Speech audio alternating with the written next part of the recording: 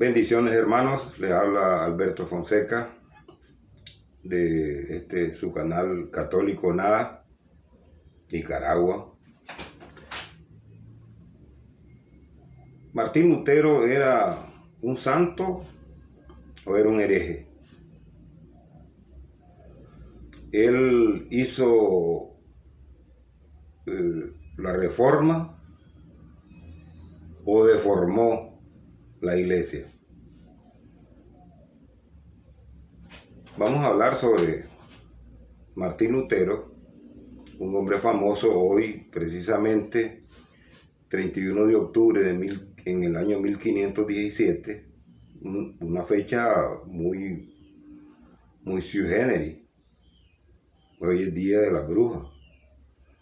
Pues un día como hoy, en el año 1517, este fraile agustino armó un gran revuelo cuando colgó sus 95 objeciones en la catedral de Wittenberg. La vanguardia, se puede decir, la bandera principal que esgrimía era la venta de indulgencias del Papa León X, que realmente si ese hubiese sido el problema, pues estoy seguro pues, que se hubiera solucionado dentro de la iglesia, pero el propósito de él no era precisamente eso. Él iba más allá. Él pretendía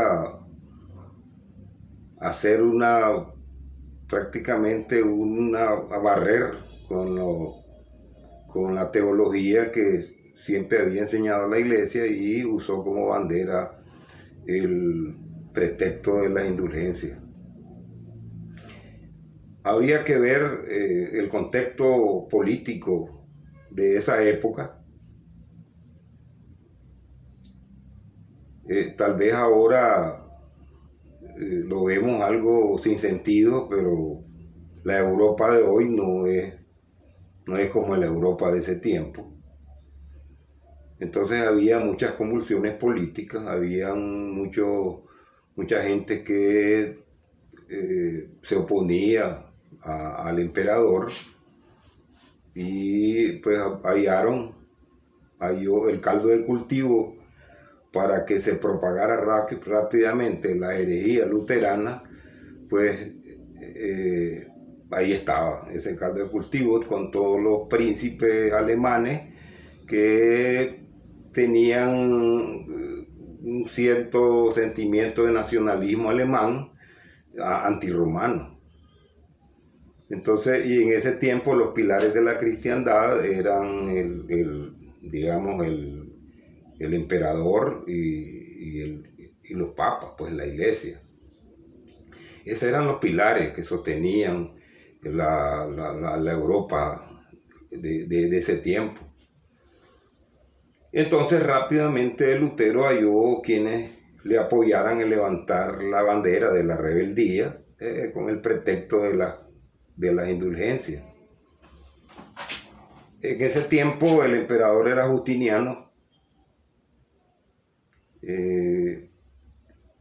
Martín Lutero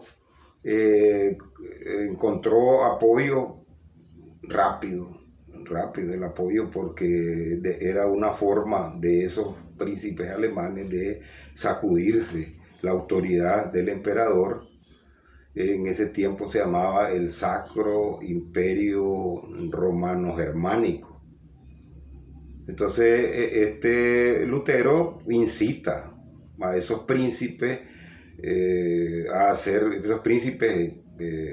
alemanes a hacer valer su autoridad en los territorios que ellos regentaban, hacer valer su autoridad por sobre la iglesia, para que impusieran, que no se dejaran imponer autoridad de ningún papa, ni de la iglesia. Entonces, pues estos príncipes alemanes pues aprovecharon la ocasión y confiscaron y se apoderaron de todos los bienes de la iglesia. Fue un latrocinio descarado con ese pretexto. Martín Lutero odiaba profundamente al Papa. Él era una persona arrogante, prepotente, soberbia, intransigente. Él siempre, desde su juventud, creyó ser un iluminado, una persona superior a los demás. Cuentan que desde su juventud él estudiaba leyes. Él era hijo de un minero de carbón llamado Hans Lutero, perdón. Y cuentan que cuando estudiando leyes, un día andaba de paseo en un caballo y cayó un rayo cerca. El caballo se asustó y lo botó. Y Lutero lo vio como una señal de Dios, porque él era una persona como muy acomplejada, era hipocondríaco,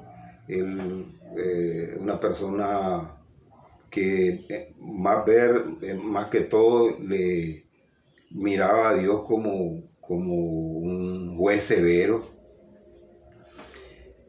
Entonces él lo consideró como una señal para hacerse religioso. Dejó los estudios de leyes y se puso a estudiar, se metió a la vida religiosa. Pues entonces, estando en la catedral de Wittenberg, pues en Alemania, fue que ya sacó las uñas, como decimos, porque insisto, él odiaba profundamente al Papa, todo lo que rodeaba al Papa, a la iglesia. Él los consideraba unos cerdos, una cueva de ladrones. Esas eran las expresiones de él. Hay que ver también que la iglesia en ese tiempo, pues, ya venía acarreando tiempos difíciles desde hacía varios años atrás. Recordemos que en el siglo pasado los reyes de Francia habían obligado a trasladarse a Aviñón a los papas. Entonces, la sede de los papas estuvo en Aviñón, en Francia, desde 1305 a 1423. Tuvieron 9 papas ahí. Entonces son 118 años que estuvo en crisis el tiempo de la iglesia. También hay que recordar que en el año 1414 se da el concilio de Constanza, porque en ese tiempo había tanto enredo, tantos problemas por política, que habían 3 papas. Entonces fue cuando se hizo el concilio de Constancia y eligen a Martín V.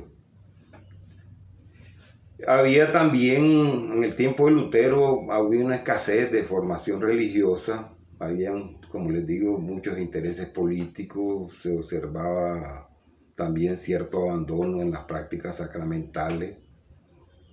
La iglesia, varios obispos, pues habían tomado una actitud como conformista, como pierdista, apegados más al poder que a la vida sacramental.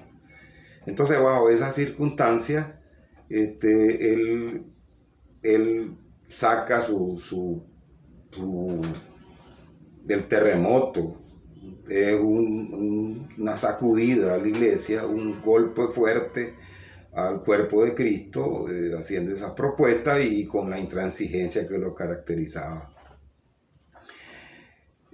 Seguido de su bandera, que eran las indulgencias del Papa León X, que se adujo de que era por la premura de la construcción de la Basílica de San Pedro, que estaban necesitados de dinero. Pues, en realidad eso no es ningún pretexto, pero como repito, si hubiese solucionado, él propuso también que la famosa la sola fe, aferrado a un texto de San Pablo, que es justo por Romanos 1:17, el justo vivirá por la fe, sin tomar en cuenta que la obra vivifican la fe.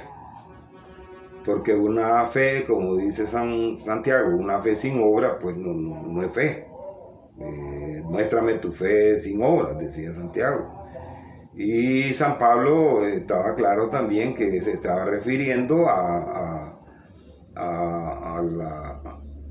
la hora de la ley, no a la hora de misericordia. Sin embargo, Lutero se aferró de que con esa su premura incluso se tomó la libertad de hacerle un asterisco a esos textos para ponerle la palabra solamente por la fe. Entonces, para ese tiempo, con tanta efervescencia política, pues mucha gente encuentra en Lutero una fe más cómoda, al igual que hoy que muchos católicos encuentran mucho más cómodo el culto protestante, sea cual fuere, porque pues es algo sencillo, es algo leer la Biblia, pegar brincos, cantar, eso sin liturgia, sin nada, pretendiendo que tienen una comunicación expedita, rápida con Dios, y que eso es lo que quiere Dios. Y es un acomodamiento, son atajos inventados por Lutero y que lo han retomado en los años posteriores. También propugnaba por la sola escritura. Prácticamente Lutero rechaza la tradición y su magisterio, el sacramento del orden sacerdotal. Esto, la verdad que un error lleva a otro. Negar algo implica negar otras cosas y error tras error, se vienen desnudando en las propuestas de Martín Lutero. Ya no hay confesión, ¿por qué confesarnos con un hombre? Ya no hay Eucaristía, ya hay que entenderse directamente con Dios. Ya la vida monástica no tiene razón de ser. Lutero barre con la vida monástica, no, para él eso no vale, eso no sirve para nada. La transubstanciación, que es la forma como se explica el milagro eucarístico, él la cambia por otra palabrita que es un eufemismo, la consubstanciación. Esa tal consubstanciación es solamente que Cristo se hace presente por unos segundos al momento de la consagración, y ya luego ya no es Cristo, sino que es pan y es vino. Que en el sagrario no está Cristo, sino que está el pan y el vino. Entonces son detalles que atacan directamente a la fe, el corazón de nuestra fe. Y la verdad que la Iglesia nunca puede llegar a acuerdos con la herejía, con el pretendido ecumenismo. Hasta hoy no se puede transar con la verdad. La verdad es una. La transubstanciación es como se describe el cambio de las especies al cuerpo de Cristo, que está siempre presente. Eso lo creyó desde siempre la Iglesia primitiva. Pues bien, Lutero fue requerido por la Iglesia, fue interpelado en junio de 1518, se presenta ante el delegado pontificio, el cardenal Cayetano, y este es un gran teólogo católico, y le refuta a Lutero todo su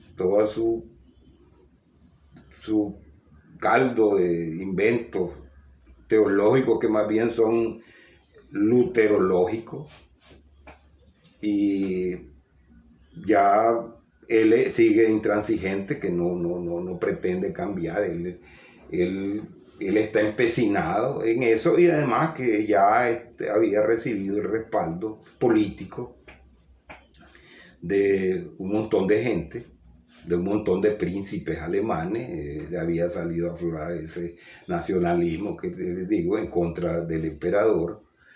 Entonces Lutero, intransigente siempre, incluso le escribió a Melanchthon, uno de sus discípulos, diciéndole que bajo su perspectiva de la interpretación de las escrituras, de que ser pecador, peca fuerte y más fuerte, con tal de que sea más fuerte tu fe que el pecado. Dice, puedes seguir, puedes matar, puedes fornicar, pero siempre eso no nos va a quitar del amor de Cristo. En otras palabras, está diciendo salvo siempre salvo, como dicen ahora. Hagan lo que hagan, ya van para el cielo. San Pío X, o el Papa Pío X. El Papa Pío X dijo en su tiempo que Martín Lutero, el luteranismo, es un compendio de todas las herejías anteriores y las posteriores. Y es cierto. Con Martín Lutero, con su libre interpretación, dio lugar a que se soltara el genio, saliera el genio, destapó la botella y el genio salió y ya no lo pudo meter.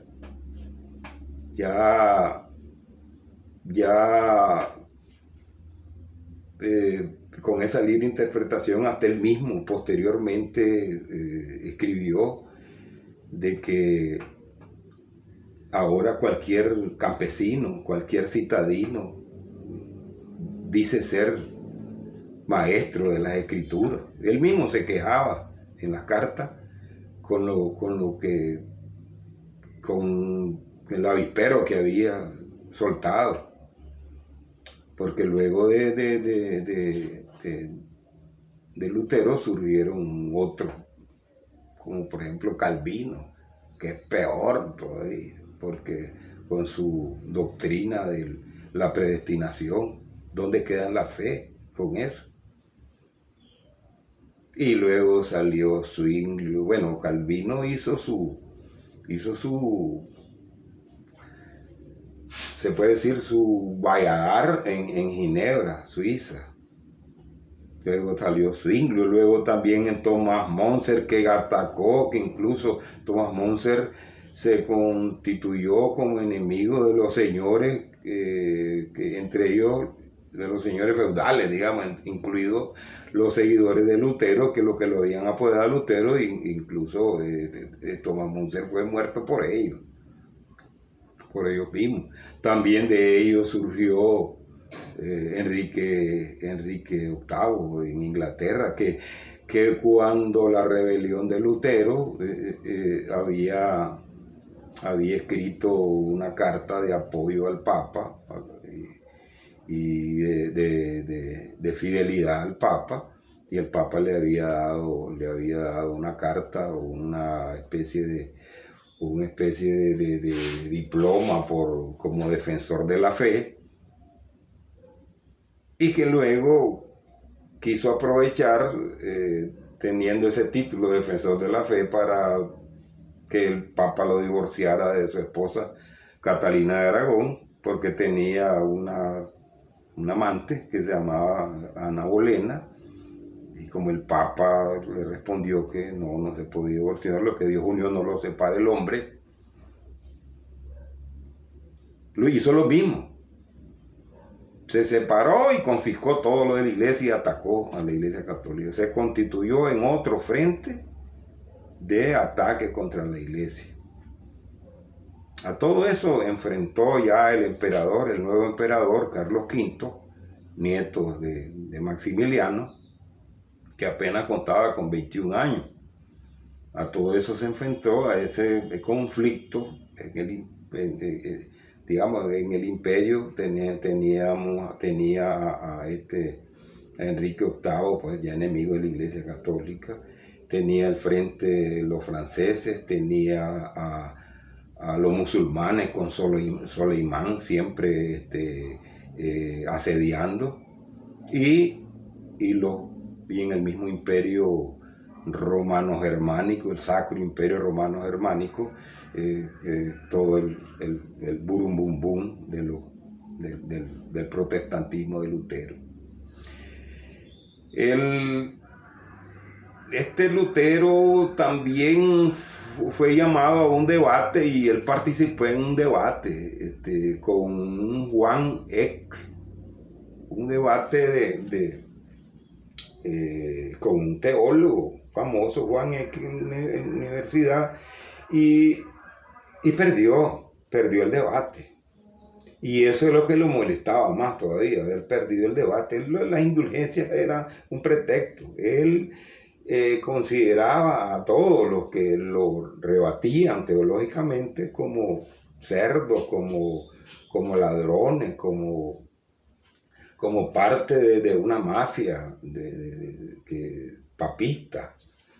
Y ese término lo usó muy seguido, los papistas. También la asamblea del Sacro, del Sacro Imperio Romano-Germánico, lo llamó a Lutero a presentarse. Esta asamblea, que se le llamó la Dieta de Worms, era presidida por el mismo emperador Carlos V. Ya anteriormente Lutero había sido excomunado en el mes de enero de 1500, el 3 de enero de 1521 había sido excomulgado ya por el Papa León X, pero en la Dieta de Worms volvió a ser demandado, a ser indagado sobre su propuesta, y él, en vista de que no pudo con los teólogos católicos, y son insostenibles hasta hoy sus creencias de la sola escritura, es hacerle un borrón a toda la tradición enseñada oralmente por la iglesia primitiva. La sola fe, como ya lo dijimos anteriormente, no está sostenida, porque las obras de misericordia el Señor las demanda. No es asunto de que levanto la mano y digo que tengo fe y ya voy para el cielo. El capítulo 25 de San Mateo, el Señor mismo relata claramente, allí expone quiénes son los que propugnan con la sola fe y quiénes son los que demuestran su fe con obra. Yo invito siempre a leer ese capítulo 25 de San Mateo, porque allí prácticamente se desnuda de que de solo decir tengo fe no sirve, que hay que demostrarlo.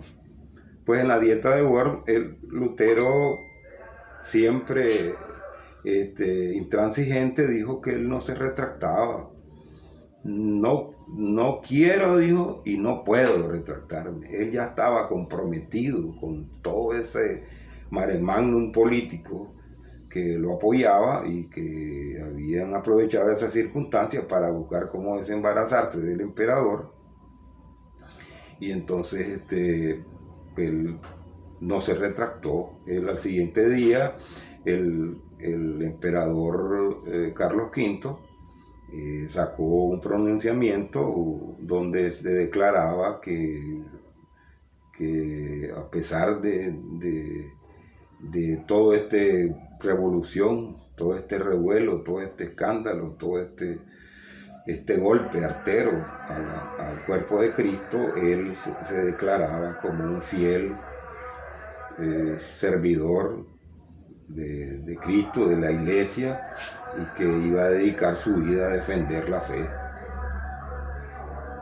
Así que Carlos V todavía posteriormente se enfrentó a todos estos príncipes y los derrotó en la batalla de Milberg. También para ese tiempo, luego de eso, destituyó al duque de Sajonia, Federico de Sajonia, y puso en su lugar a su primo, a Mauricio como duque de Sajonia, que posteriormente lo traicionó, pues, y ya prácticamente la suerte estaba echada, ya Europa estaba dividida, el protestantismo se constituyó como la tercera parte del cristianismo, fue un verdadero cisma.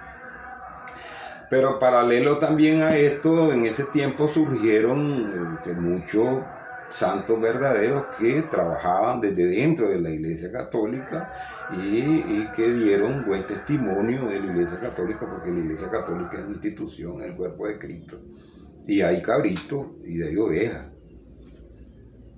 Entonces surgieron verdaderos santos como Teresa de Ávila, San Juan de la Cruz, San Ignacio de Loyola, San Pedro de Alcántara, etcétera. También Erasmo de Rotterdam, que era un humanista. Incluso Martín Lutero tuvo polémica respondiéndole a Erasmo de Rotterdam con un escrito que le llamó La Diatriba. En ese tiempo también este relajo que armó Martín Lutero incluyó la toma de monasterios. Él llegó y en un monasterio prácticamente a las monjas que había allí, él le asignó una monja a cada quien y él escogió la suya. Y en Catalina de Bora fue la monja que él escogió, digamos, y se casó con ella y tuvo 6 hijos. Entonces, Martín Lutero, como les digo, su pretexto eran las indulgencias, pero el trasfondo era otro. Pues. Realmente lo consideramos que fue un instrumento del diablo. Pues. Surgieron también, luego del alboroto, de que ya con la libre interpretación fueron surgiendo más y más interpretaciones. Calvino creía otra cosa, Zwingli otra, Enrique VIII otra, Enrique VIII que hizo matanza de católicos, cardenales, obispos, hasta su canciller Tomás Moro no quiso renegar de la fe. Otro también, un ejemplo de un hombre íntegro, humanista, actualmente es un santo de la Iglesia Católica. Fue ajusticiado, fue muerto, pues, martirizado por Enrique VIII. Al final, pues, de este relajo de Martín Lutero, que barrió en el mundo protestante, con los monasterios, la vida monástica, esas comunidades contemplativas, que es un enorme patrimonio de la iglesia. Se creó un vacío en la oración de todas estas comunidades en el mundo protestante.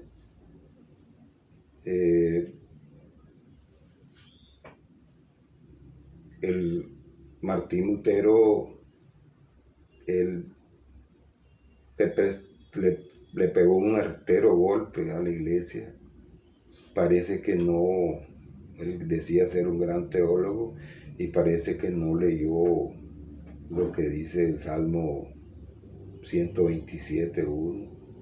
Si el Señor no construye la casa, en vano trabajan los constructores.